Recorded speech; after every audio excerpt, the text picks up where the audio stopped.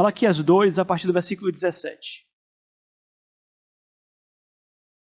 A vinda do Senhor precedida pelo seu anjo. Enfadais o Senhor com as vossas palavras, e ainda dizeis: em que o enfadamos? Nisto que pensais: qualquer que faz o mal passa por bom aos olhos do Senhor, e desses é que ele se agrada. Ou, onde está o Deus do juízo? Eis que eu envio o meu mensageiro, que preparará o caminho diante de mim. De repente, virá ao seu templo o Senhor, a quem vós buscais, o anjo da aliança, a quem vós desejais. Eis que ele vem, diz o Senhor dos Exércitos. Mas quem poderá suportar o dia da sua vinda?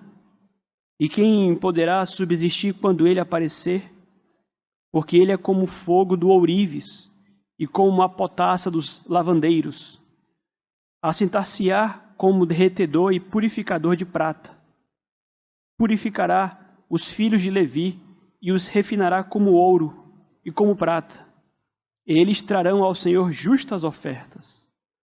Então, a oferta de Judá e de Jerusalém será agradável ao Senhor, como nos dias antigos e como nos primeiros anos. Chegar-me-ei a vós outros para juízo. Serei testemunha veloz contra os feiticeiros e contra os adúlteros e contra os que juram falsamente e contra os que defraudam o salário do jornaleiro e oprimem a viúva e o órfão e torcem o direito do estrangeiro. E não me temem, diz o Senhor dos Exércitos. Até aqui.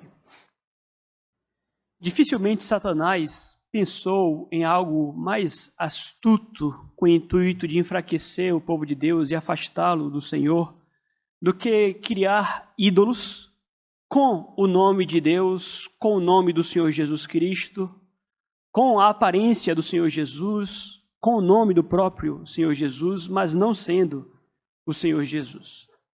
Essa semana nós contemplamos com tristeza a idolatria em nossa cidade.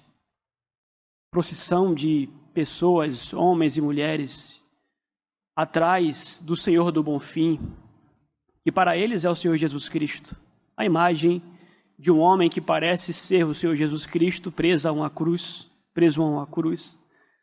Nós sabemos que eles não estavam ali a adorar o Senhor Jesus Cristo. No entanto, o ídolo deles tem o nome do Senhor Jesus. Repito, nada mais astuto do que isto. Convencer as pessoas de que elas estão adorando a Cristo, mas na verdade não é Cristo. Estão adorando a Deus, mas na verdade não é Deus. Parece, tem forma, tem até nome de Deus, mas não é Deus.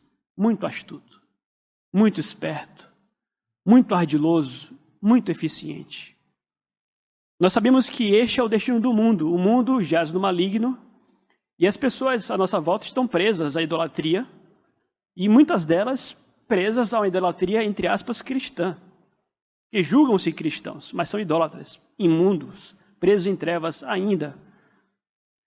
E a realidade é que esse tipo de idolatria que está presente no mundo não afeta apenas ao mundo, mas mesmo o povo de Deus, mesmo a igreja do Senhor Jesus Cristo, incorre no erro também de cair nesse engodo, de estar a adorar alguém que pensa ser o Senhor Jesus Cristo, mas não é. Às vezes, a imagem de um Cristo cunhada, não com pedras, mas cunhada na nossa mente, na imaginação, uma imagem do próprio Deus, tem nome de Deus, tem nome de Jesus, tem cheiro de Jesus, mas não é Jesus.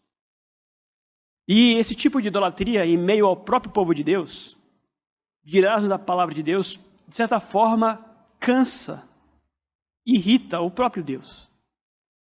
Nós estamos diante de uma passagem em que o profeta fala ao povo de Deus, é Israel, e há aqui uma denúncia de que Israel estava a adorar não ao próprio Deus, mas criou para si um ídolo que parecia ser o Deus de Israel, mas não era.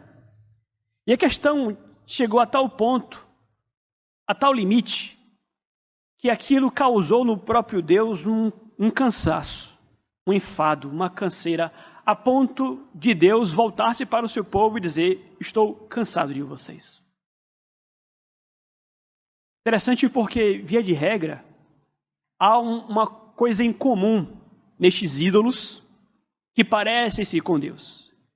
Esses ídolos, eles são muito apáticos e se parecem com as pedras em si. Por exemplo, tem boca e não falam, tem boca e não falam, tem olhos e não veem, tem ouvidos e não ouvem. Esses deuses que parecem Deus são apáticos. Aliás, nunca se importam com o pecado com que os seus adoradores vivem. E, aliás, lhes é muito conveniente, portanto, que tenham esses deuses para si, porque é o Deus adequado para a vida que eles levam. E a mesma coisa acontece no meio do próprio povo de Deus. O próprio povo de Deus é capaz de cunhar para si um Deus que parece Deus, mas, na verdade, um Deus que está sempre a sorrir para o seu pecado. Um Deus que nunca se irrita. Um Deus que nunca lhe confronta, um Deus que nunca fala. Um Deus que simplesmente vê e observa você viver. Era o que estava acontecendo ali em Israel. E Deus usa Malaquias para dizer: olha, fala para esse povo. Fala para esse povo quem eu sou. E quando Deus manda Malaquias, a mensagem que Deus dá por boca de Malaquias é o seguinte: olha, Deus manda dizer para vocês: eu estou cansado. Qual é o ponto aqui, queridos?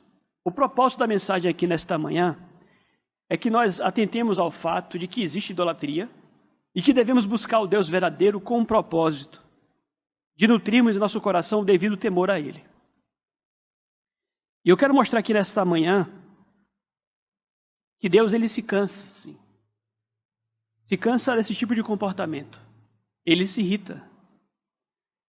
E então eu quero trazer aqui nesta manhã 2 ou 3 perguntas à luz dessa passagem que irão nos ensinar, ao fim, como nós devemos temer ao Senhor. A primeira pergunta que eu quero trazer aqui nesta manhã é a seguinte: como nós não nos tornamos pessoas irritantes para Deus? Sim, irritantes, porque quando voltamos aqui ao versículo 17 do capítulo 2, o que nós lemos é o seguinte: acompanhe comigo. Enfadais o Senhor com as vossas palavras, e ainda dizeis: em que o enfadamos? Nisto que pensais, qualquer que faz mal, o mal passa por bom aos olhos do Senhor, e deixes é que ele se alegra. Ou onde está o Deus do juízo? Deus, ele fala: eu estou enfadado, eu estou cansado. Então a pergunta é: como nós não nos tornamos pessoas assim, que provocam isso em Deus? E a primeira resposta é a seguinte: para que nós não cansemos ao Senhor, meus amados, para que nós não nos tornemos assim, pessoas irritantes aos olhos do próprio Deus, nós precisamos manter, como foi dito, o nosso temor ao Senhor, justamente quando a vida se tornar frustrante e difícil. Havia algo ali, na vida e no comportamento do próprio povo de Deus, que estava provocando isso no próprio Senhor. O contexto dessa passagem aqui diz respeito a uma situação em que o povo de Deus vivia tempos difíceis. Eles eram um império vassalo, um povo vassalo do Império Persa. Eles pagavam tributos ao imperador, pagavam muitos tributos. Não bastasse isso, as suas colheitas não prosperavam, o comércio não ia para frente. Havia ali uma escassez de comida em Israel, pobreza naquela condição, naquela situação. E ao lado dessas dificuldades todas, haviam as promessas que eles tinham guardadas no coração, de que Israel, liderado pelo Messias, seria a grande nação do mundo. Qual é o ponto aqui? O povo não entende o porquê eles estavam vivendo aquela condição. Na mente deles, eles não deveriam ser um povo vassalo do Império Persa que crescia. O mal prosperava. Na mente deles, eles deveriam ser o povo de Deus, a liderar o mundo, liderados pelo Messias. Não estava acontecendo.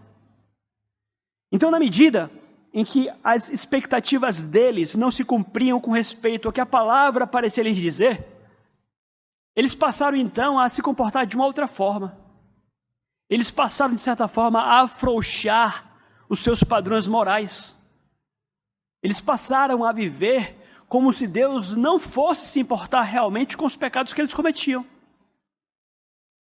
Então você vai contemplar aqui, durante o tempo de Malaquias, um Israel que passa dificuldades, que está frustrado em relação à palavra de Deus e que, de certa forma, passa a descambar para uma vida de pecado. Uma vida de que agora nutre uma teologia ruim e, nutrindo essa teologia ruim, simplesmente passa a viver em pecado como se Deus não fosse importar. Mas o que irrita mais a Deus mesmo é que eles conseguem, de certa forma, dessa forma, afrouxar o seu compromisso com o próprio Deus. Então, isso aqui se refletia no fato de que havia ali em Israel, por exemplo, feiticeiros, adúlteros, aqueles que oprimiam o jornaleiro, os pobres, a viúva, o órfão. Deus diz: olha, eu estou acompanhando vocês, eu estou vendo o que vocês estão fazendo. Eu vi o que vocês fizeram com a minha palavra, as distorções, o novo Deus que vocês criaram para vocês, e eu tenho visto o comportamento de vocês, e eu estou cansado. Então, versículo 5 dirá, acompanha comigo: chegar-me-ei a vós outros para juízo, serei testemunha veloz contra os feiticeiros, contra os adúlteros, contra os que juram falsamente, contra os que defraudam o jornaleiro, e oprimem a viúva e o órfão, e torcem o direito do estrangeiro, e não me temem, diz o Senhor dos Exércitos. Então vejam que eles formaram outro Deus para eles, um Deus que estaria ali a sorrir para o pecado deles, porque no fim das contas eles estavam incomodados por não estarem vivendo aquilo que queriam para eles, aquilo que eles queriam viver. E esta afrouxidão moral era resultado, como dirá o texto aqui, justamente da falta de temor.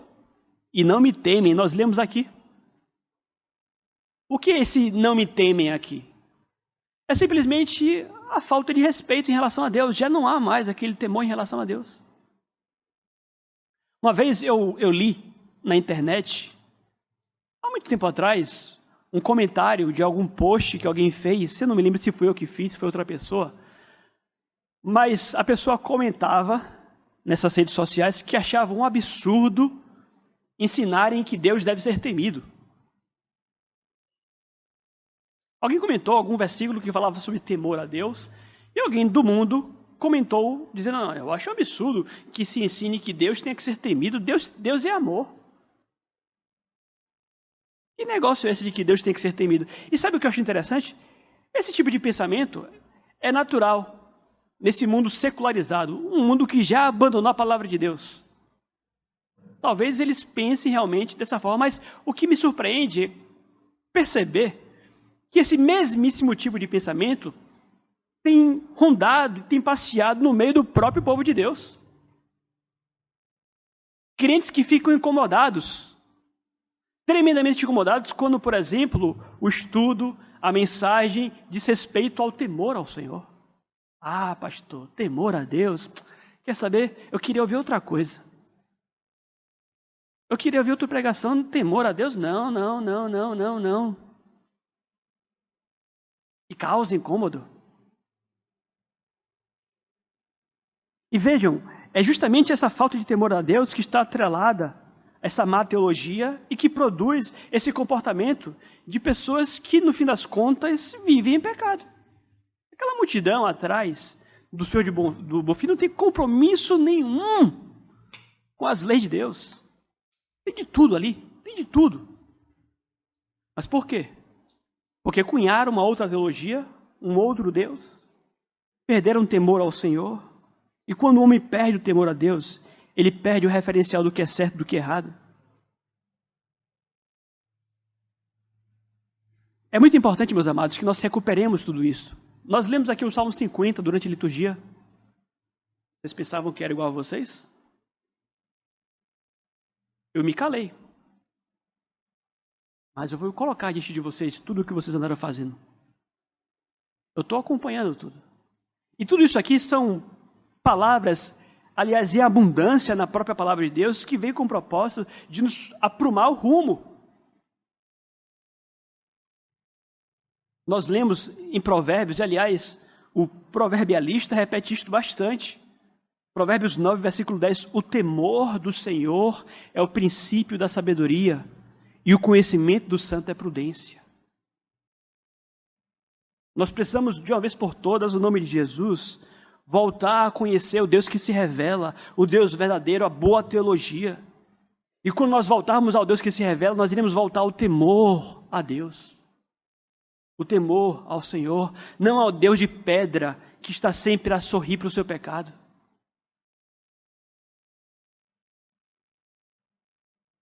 Então nós lemos aqui o que nós precisamos fazer para que não sejamos irritantes. Nós temos que temer a Deus.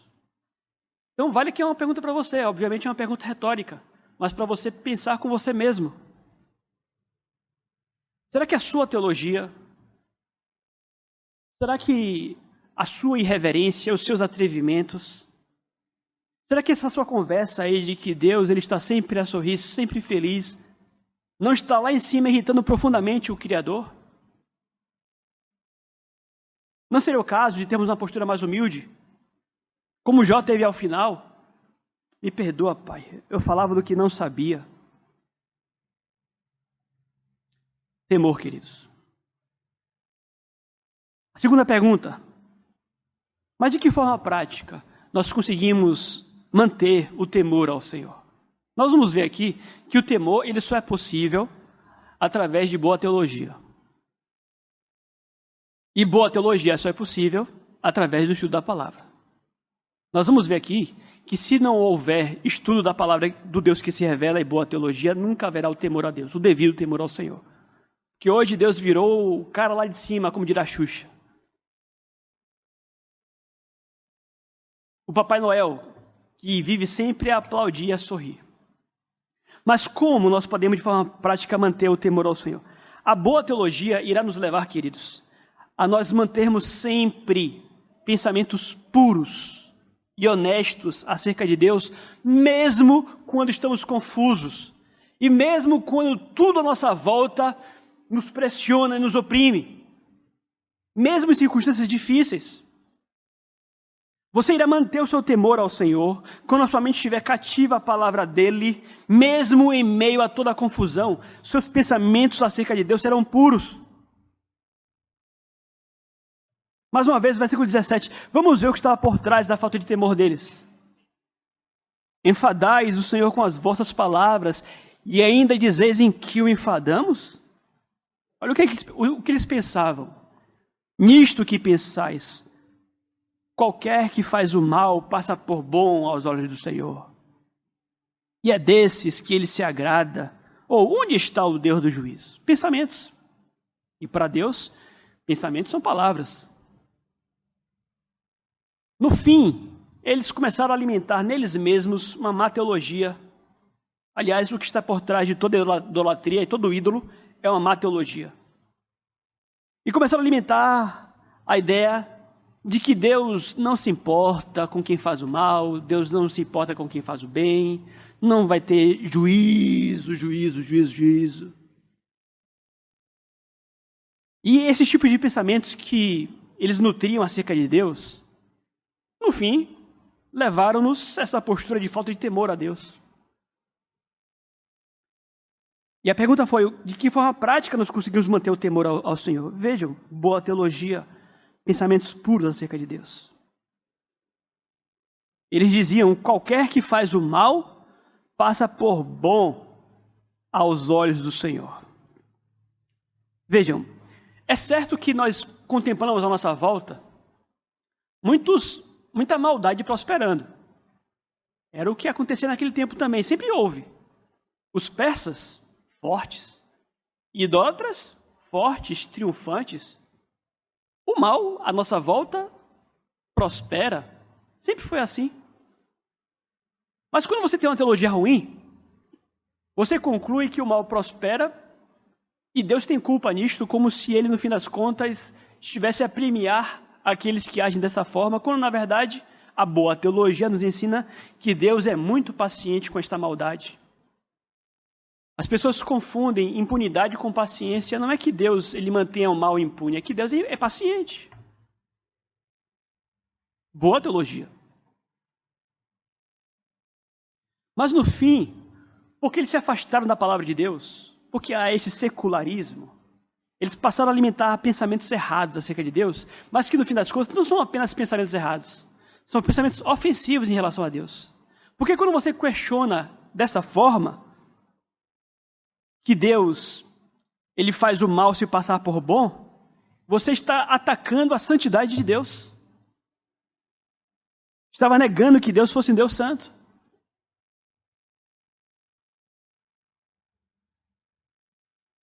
Aliás, eu creio que quando as pessoas elas começam a fazer uma teologia acerca de Deus, com o propósito de cunhar os seus ídolos, o primeiro atributo que eles riscam de Deus é a santidade. Porque esses deuses são tudo menos santos. Porque são deuses que se misturam com os homens, são iguais aos homens, pecadores como os homens, e não estão nem aí para o pecado como os homens. Quando Deus é santo, santo, santo. Então, na má teologia, eles começaram a alimentar pensamentos, Deus não se importa. Isso ofende, queridos. Isso ofende a Deus. Estavam descaradamente dizendo que Deus não é santo. Quando a Bíblia nos diz que Deus ele não consegue sequer contemplar o mal. Seus olhos não contemplam o mal. Tão puro que ele é. Passaram então a distorcer o caráter santo de Deus. E aí trazem uma pergunta, onde está o Deus do juízo? É uma pergunta zombateira. É um desafio aqui à justiça do próprio Deus. Então vejam vocês que o que está por trás, meus amados, da idolatria, da falta de temor, é a teologia ruim. São os pensamentos desonrosos acerca do próprio Deus. Um Deus que não julga, um Deus que não pune, um Deus que não faz distinção entre o mal e o bom. É exatamente isso que está na cabeça desses idólatras. Isso aqui deve nos levar a uma outra postura, meus amados. Nós precisamos, no nome de Jesus, retornar à palavra de Deus. E nós oramos por um avivamento. E todos os avivamentos, eles começaram com o retorno à palavra de Deus. Enquanto nós não resgatarmos a realidade de quem Deus é, de que Deus é santo, nós não iremos experimentar avivamento coisa nenhuma. Então vejam vocês como Deus é mal compreendido. Para finalizar. Vejam como Deus é mal compreendido, porque a Bíblia nos ensina que Deus é paciente, que Deus é misericordioso. E, aliás, quando a Bíblia fala acerca da misericórdia de Deus, nos é dito que a sua misericórdia não tem fim. Ele é rico em perdoar, de fato. São atributos de Deus. Ele é bom, ele é amor. Deus é amor, está na Bíblia. Rico em perdoar. Mas essas leituras, elas não podem ser feitas de forma parcial. Você não pode pegar verdades tais do tipo, Deus é amor, ou Deus é rico em perdoar e em misericórdias, e entender que por isso Deus não se irrita. Porque o que esse texto aqui deixa claro é que Deus sim se irrita, apesar da sua paciência, porque até em Deus essa paciência chegará ao limite. E é por essa razão que nós chegamos à conclusão aqui de que na medida em que caímos nesse padrão repetitivo, em que insistimos em nos desviar do Deus que se revela, em que insistimos em seguir nessa má teologia, é por isso que nós mostramos à luz da palavra de Deus que se seguirmos por este caminho ruim, nós iremos provocá-lo. Até o ponto em que literalmente o Deus de amor, volte-se para o seu povo e diga, estou cansado de vocês.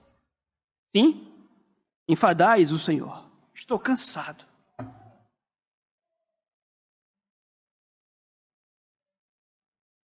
Então, é o Deus que se revela e por essa razão, nós precisamos deixar de lado os ídolos do mundo, meus amados.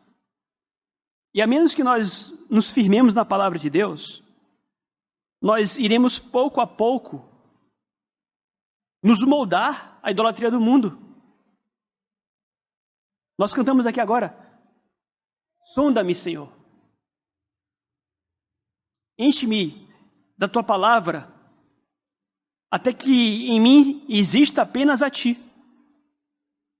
Eu tenho insistido nessa associação, Bíblia e Deus, Bíblia e Cristo, Bíblia e o Espírito. Do contrário, nós vamos cunhar a nossa própria teologia ruim no meio do povo de Deus, com Deus que não existe.